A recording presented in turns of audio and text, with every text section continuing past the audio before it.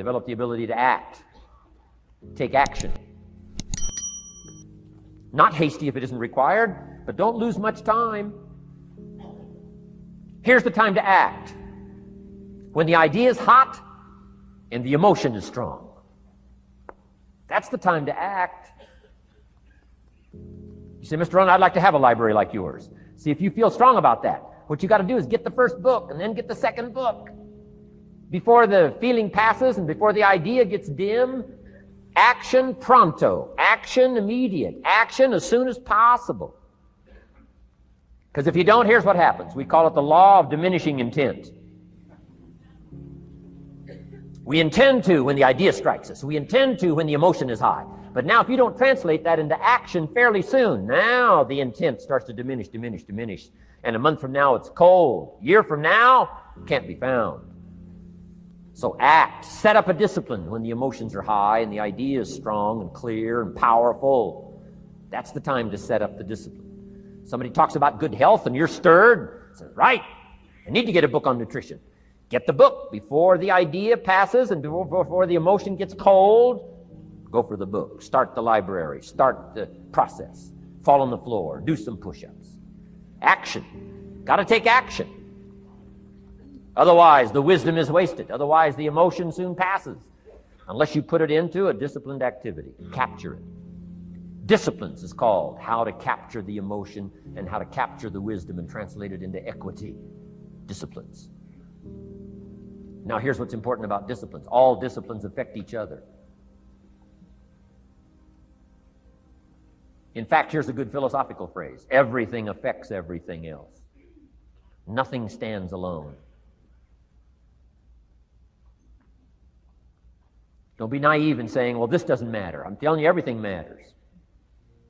There are some things that matter more than others, but there isn't anything that doesn't matter.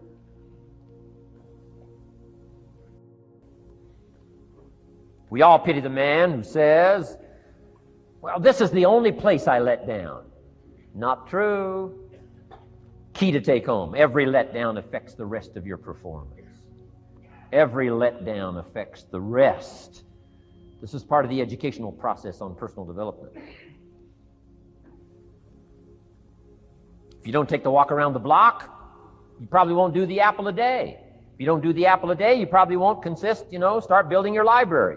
If you don't build your library, you probably won't keep a journal, and you won't take pictures, and you won't do this, you won't do wise things with your money, won't do wise things with your time, won't do wise things with your possibilities and relationships, and the first thing you know, 6 years of that accumulated, and we say you have messed up.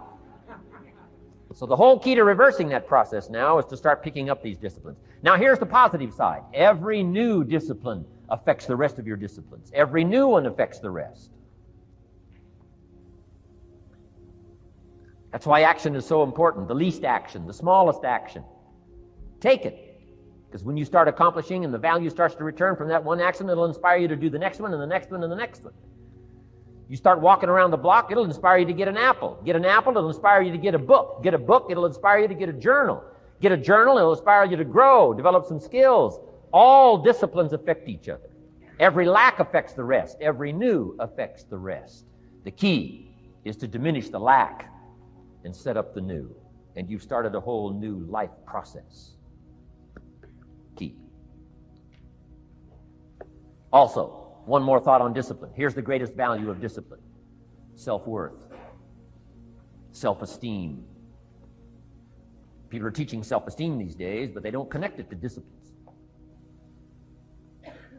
The least lack of discipline, and it starts to erode our psyche. One of the greatest temptations is to just ease up a little bit, right?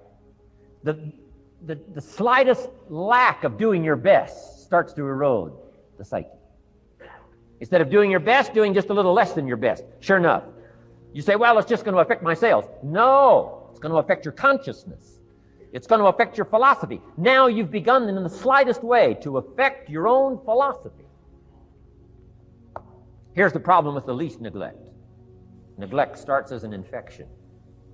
And if you don't take care of it, it becomes a disease. And one neglect leads to another. And the worst of all, when neglect starts, it diminishes our self-worth, our self-confidence, our self-value. You say, well, how can I get back my self-respect? I'm telling you, you don't have to go to 29 classes. All you have to do is start the smallest discipline that now corresponds to your own philosophy, like I should, and I could, and I will. No longer will I let neglect stack up on me so that I will have the sorry scenario 6 years from now, giving some excuse instead of celebrating my progress. That's the key to discipline. Okay? Let's get kids involved in the least of disciplines. One more, and then one more, and then another one, and then another one, and then some more. And the first thing you know, you're starting to weave the tapestry of a disciplined life into which you can pour more wisdom and more attitude and more strong feeling, more faith and more courage. Now you've got something, a vessel in which to put it. And now the equities start to flow. And the early return, I'm telling you, if you'll start this process, the early return will have you so excited. You'll commit yourself to this strategy for the rest of your life. You'll never go back to the old ways. Join a new crowd. Join a new group. The disciplines to do it. Take action.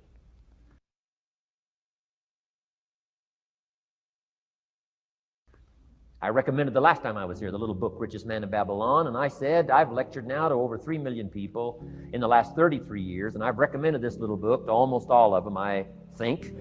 Guess how many have actually gone and got this little book? Answer, very few. My best guess is 10%. Such an easy thing to do. In that last seminar, right, I suggested this little book, number one, is easy to find. Number two, it's easy to buy. The most you can pay for it, $6, $7, $8. You can borrow that from your kids. And number three, it's easy to read. It's in story form. That's why I use it for teenagers, teaching them how to be rich by 40, 35 if you're extra bright, much sooner if you find a unique opportunity. But if it's easy to find and easy to buy, and if it's easy to read, why wouldn't everybody go get it? We don't know. What do you know? You don't know. I don't know. Nobody knows. Here's how profound it is. Some do and some don't. Now here's the numbers. About 10% do. 90% don't or won't. And we don't know the mystery of that. And I'm telling you, 10 years from now, those numbers will still be the same. 10% will, 90% won't. The numbers don't change. Only the faces change. You're looking at one of the faces. I used to belong to the 90% who couldn't be bothered even if it was easy. Guess how many people have a library card? Wisdom of the world available. Transform your life in any value amount you want. By the way, how much is a library card in Texas? Free. Here's what free is. Easy. I mean, it can't be any easier than free. Somebody says, well, would you bring it by? Well, no. At least you got to go get it. No.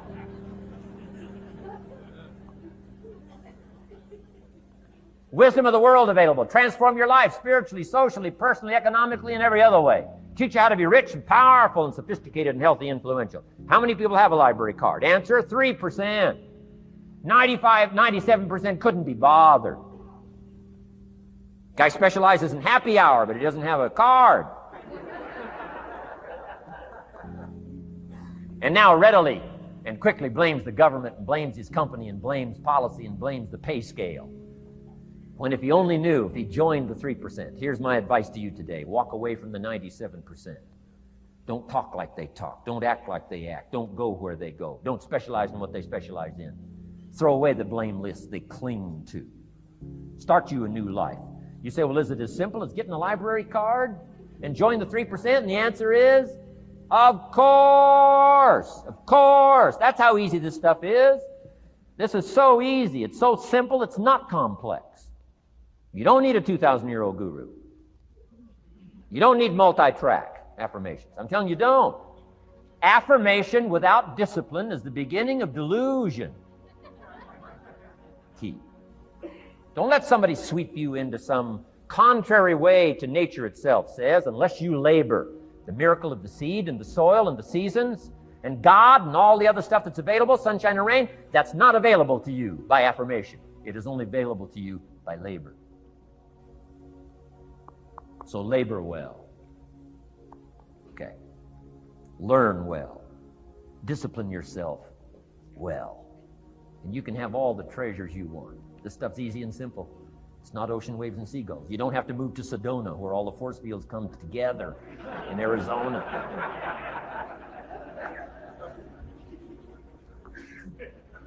Let's teach our kids the simple ways to transform their health, number 1. Their economics, number 2.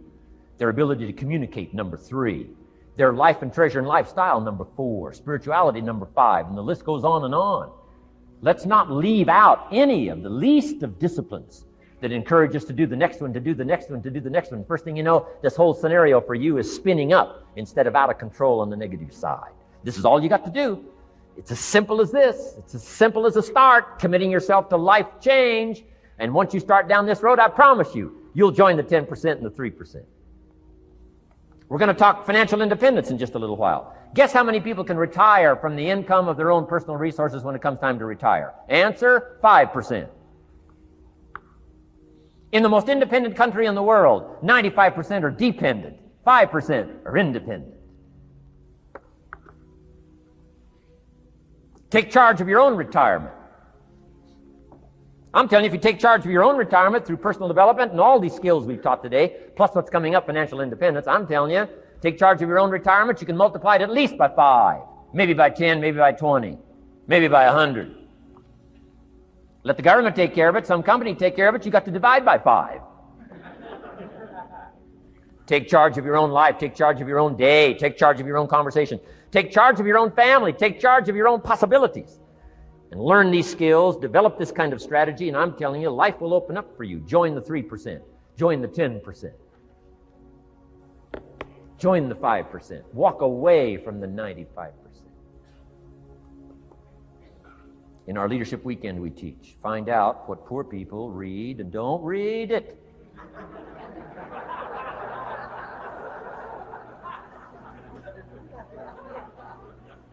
I'm telling you, don't talk like they talk.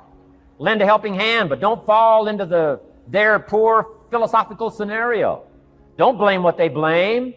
Don't use the excuses they use. It's called the language of the poor. Switch gears, switch language, switch ideas, switch strategy. Start with the simplest of disciplines. And don't bemean any of these disciplines. The smallest of disciplines starts the process of life change. And if you'll invest in this thing called discipline, you can have whatever you wish. It's called the beginning of a miracle.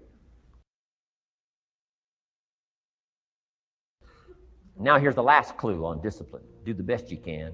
We covered earlier, but here's a good scenario for the do the best you can.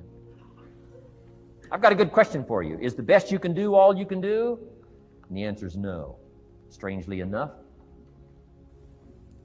If we all fell on the floor right now and did as many push-ups as we possibly could,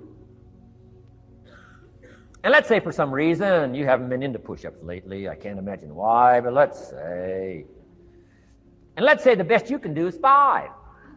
And you look up at the rest of us and say, hey, 5 is the best I can do. We can tell by the look on your face that's probably true. 5 is the best you can do. Now, is 5 all you can do? The answer is no. If you rest a little, you can do 5 more. Wow. And if you rest a little, you can do 5 more. And if you rest a little, you can do 15 more. How did we get from 5 to 15? It's a miracle.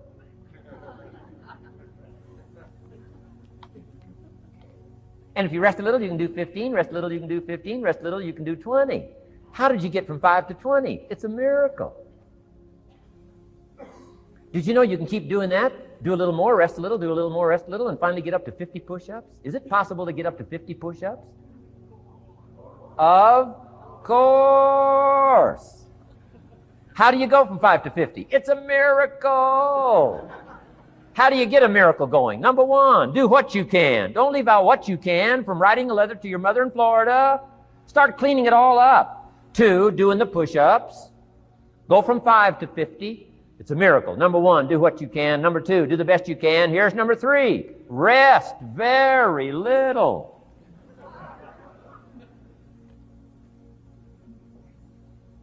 Don't rest too long. Why? The weeds take the garden. Kids have got that figured out. Can't rest too long. Here's the clue. Make rest a necessity, not an objective. The objective of life is not to rest. The objective of life is to act. Think of more disciplines. Think of more ways and means in which to use your own wisdom and your own philosophy, and use your own attitude, your own faith, your own courage, your own commitment, your own desires, your own excitement. Invest it, invest it, invest it, invest it in discipline so that it's not wasted. The smallest of discipline. Thereby transform your life. Join the 5%, join the 10%, join the 3%. Guess when I went and got this little book, Richest Man in Babylon? The same day I heard about it. I went and got it. Somebody says, well, Mr. Rohn, does that make you different than most other people? And the answer is yes. Somebody says, well, why is that? We don't know. We don't know. What do you know? You don't know. I don't know. None of us knows. Some do and some don't. The numbers don't change. Only the faces change. From those who get in on a seminar like this, listen to a dynamic sermon, read a book, listen to some cassettes, take seriously the next conversation of a friend who wants to level with you, and do something about it. And you can walk away from the 97%, not live there anymore. Because if you don't, the next 6 years of your life will be like the last 6. Mr. Shove said to me, Mr. Rohn, 6 years now you've been working. I'm telling you, the next 6 years of your life is going to be like the last 6, unless you take advantage and start making these personal changes. I made the changes, totally revolutionized my life. So take a look at the next 5 years of your life. It's going to be like the last 5, unless you change. And if you will change, everything will change. Join the 5%. 10 years from now, the numbers are going to be the same. But I'm telling you, some faces in this audience can change and start showing up in the 3% crowd, in the 5% crowd, in the 10% crowd, and thereby dynamically affect your life and your future.